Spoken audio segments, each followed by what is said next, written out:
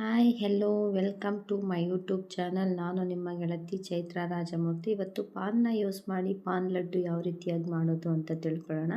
ಹಾಗೆ ಇದಕ್ಕೆ ಬೇಕಾಗಿರುವಂಥ ಇಂಗ್ರೀಡಿಯೆಂಟ್ಸ್ ಕೂಡ ನೋಡ್ಕೊಂಬರೋಣ. ಗುಲ್ಕೊನ್ನು, ಹನಿ, ಹಾಗೆ ಡ್ರೈ ಫ್ರೂಟ್ಸು ನಿಮ್ಮ ಆಪ್ಷನಲ್ಲು. ನಿಮ್ಗೆ ಯಾವ ಥರ ಬೇಕೋ ಆ ಥರ ಡ್ರೈ ಫ್ರೂಟ್ಸ್ನ ಯೂಸ್ ಮಾಡ್ಕೋಬೋದು. ಹಾಗೆ coconut powder, condensed milk, main ingredients ವೀಳ್ಯದೆಲೆ ಆಗಿರುತ್ತೆ. ನೋಡಿ, ವೀಳ್ಯದೆಲೆನ ಈ ರೀತಿಯಾಗಿ ಸಣ್ಣದಾಗಿ ಕಟ್ ಮಾಡ್ಕೊಂಬಿಡೋಣ. ಈ ಥರ ಪೀಸಸ್ ಮಾಡಿರೋ ವೀಳ್ಯದೆಲೆ ಎಲ್ಲನೂ ಜಾರಿಗೆ ಟ್ರಾನ್ಸ್ಫರ್ ಮಾಡ್ಕೊಳ್ಳೋಣ. ನಂತರ ಕಂಡೆನ್ಸ್ಡ್ ಮಿಲ್ಕು, ಇದು ನಾನು ಮನೆಯಲ್ಲೇ ಮಾಡ್ಕೊಂಡಿರೋಂಥ ಕಂಡೆನ್ಸ್ಡ್ ಮಿಲ್ಕ್ನ ಯಾವ ರೀತಿಯಾಗಿ ಮಾಡೋದು ಅಂತ ನಾನು ಮುಂದಿನ ವೀಡಿಯೋಗಳಲ್ಲಿ ಅಪ್ಲೋಡ್ ಮಾಡ್ತೀನಿ. ಕಂಡೆನ್ಸ್ಡ್ ಮಿಲ್ಕ್ ಹಾಕ್ಕೊಂಡು ಫೈನ್ ಪೇಸ್ಟ್ ಮಾಡ್ಕೊಳ್ಳೋಣ.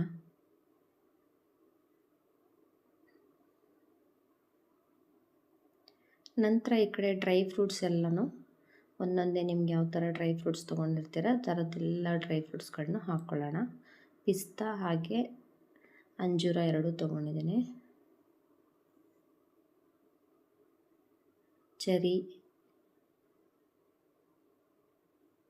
ಖರ್ಜೂರ, ದ್ರಾಕ್ಷಿ, ಗೋಡಂಬಿ, ಬಾದಾಮಿ, ಹಾಗೆ ಜೀರಿಗೆ,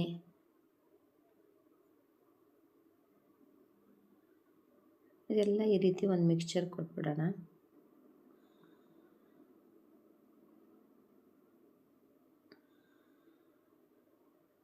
ನಂತರ ಇದು ಕೆಮಿಕಲ್ ಸಕ್ಕರೆ, ಇದು ತುಂಬ ಚೆನ್ನಾಗಿರುತ್ತೆ ಸ್ವೀಟ್ಗಳಿಗೆ ಯೂಸ್ ಮಾಡಿದ್ರೆ. ಹಾಗೆ ಕೂಡ ತಂಪು ಕೂಡ, ಹಾಗಾಗಿ ನಾನು ಇದನ್ನು ಯೂಸ್ ಮಾಡ್ತಾಯಿದ್ದೀನಿ.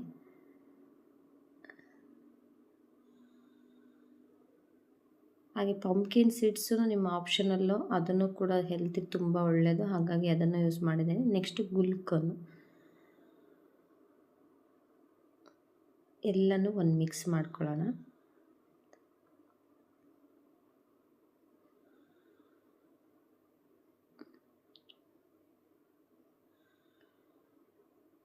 ಅದಕ್ಕೇ ಸ್ವಲ್ಪ ಕೋಕೋನಟ್ ಪೌಡರ್ ಕೂಡ ಹಾಕಿ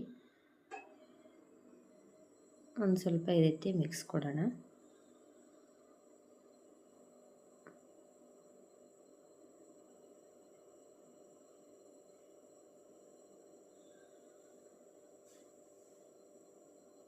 ನಂತರ ನಾವು ಅದನ್ನೇನು ಪಾನ್ ರುಬ್ಕೊಂಡಿದ್ವಿ ಅಲ್ಲ, ಅದು ನೋಡಿ ಈ ಥರ ಕನ್ಸಿಸ್ಟೆನ್ಸಿ ಇರಬೇಕು, ಈ ರೀತಿಯಾಗಿ ಇಟ್ಕೊಳ್ಳೋಣ.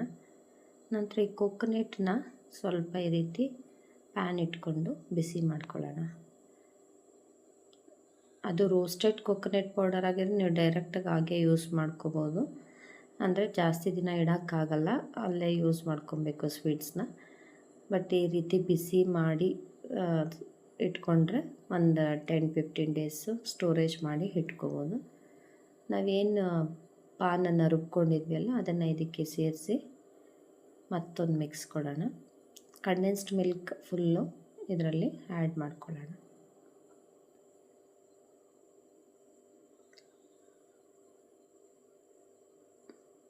ನೋಡಿ ಕಲರ್ ಯಾವ ರೀತಿ ಬಂದಿದೆ.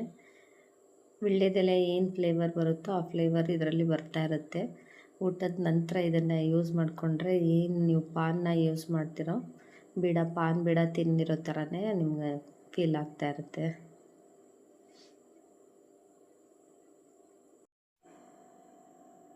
ಬಿಸಿ ಆದ ನಂತರ ಕೈಯಲ್ಲಿ ಈ ರೀತಿ ಒಂದ್ಸಲಿ ಮಾಡಿ ನೋಡಿ, ಉಂಡೆ ಕಟ್ಟಕ್ಕೆ ಬರ್ತಾ ಇದೆಯಾ ಅಂತ ನೋಡಿದ್ರೆ ಗೊತ್ತಾಗುತ್ತೆ ನಿಮಗೆ.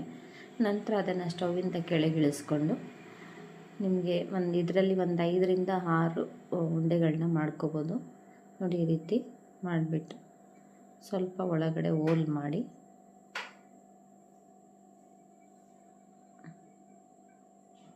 ನಾವು ಡ್ರೈ ಫ್ರೂಟ್ಸ್ ಮಿಕ್ಸ್ ಮಾಡಿದ್ವಿ ಅಲ್ಲ, ಅದನ್ನು ಇದರೊಳಗಡೆ ಸ್ಟಫಿಂಗ್ ಮಾಡ್ಕೊಳ್ಳೋಣ.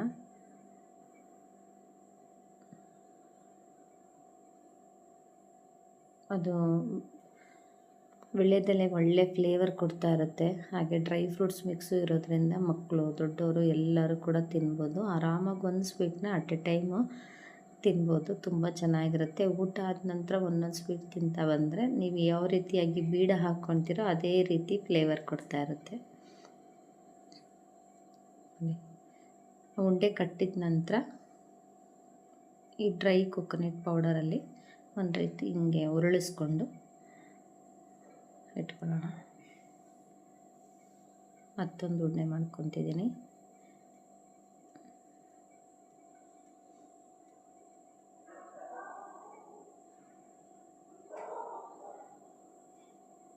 ಸ್ವಲ್ಪ ಈ ರೀತಿ ಪೌಡರ್ ಒಳಗಡೆ ಮಿಕ್ಸ್ ಮಾಡ್ಕೊಂಡ್ಬಿಟ್ಟು ಸ್ವಲ್ಪ ಮೇಲೆ ಉರುಳಿಸ್ಕೊಂಡು ಈ ರೀತಿ ಇಟ್ಕೊಳ್ಳೋಣ.